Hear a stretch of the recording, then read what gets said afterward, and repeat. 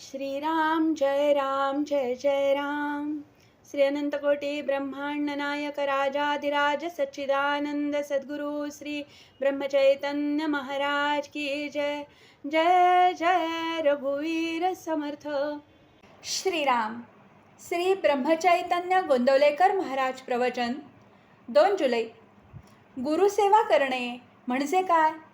साधनाची आटाआटी कुठपर्यंत करायची?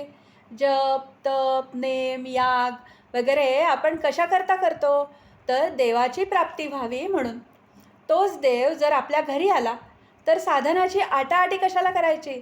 म्हणून साधनाची आटाआटी करण्याचे कारण नाही, नाहीतर त्याचाच अभिमान होतो आणि मिळवायचे ते बाजूलाच राहून उलट तोटा होतो। जे जे घडत असते ते माझ्या इच्छेने झाले असे समजत जा आणि त्यात आनंद माना। तुम्ही जी जी गोष्ट कराल त्यात मला आठवा। गुरुभक्ती करायची म्हणजे काय?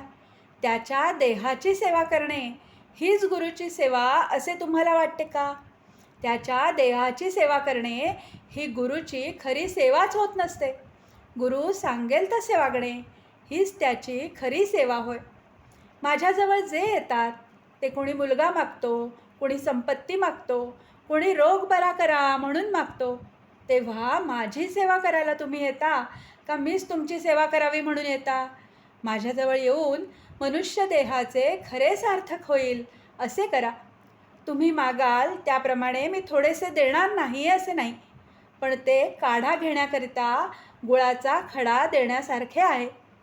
मला सर्व कळते असे माझ्याबद्दल तुम्ही म्हणता, पण ते मनापासून नव्हेच, कारण ज्याला असे खरोखर वाटत असेल त्याच्या हातून पापकर्म होणारच नाही। ज्याची वृत्ती माझ्याशी एकरूप होईल त्यालाच कळेल की मला सर्व कळते आहे। गुरुला अनन्य शरण जाणे म्हणजे इतके की त्याचे मन आणि आपले मन एक झाले पाहिजे। म्हणजे दैववशात जरी आपण गुरुपासून दूर असलो तरी मनाने त्याच्याशी संलग्न असल्यावर त्याच्यापाशीच असू।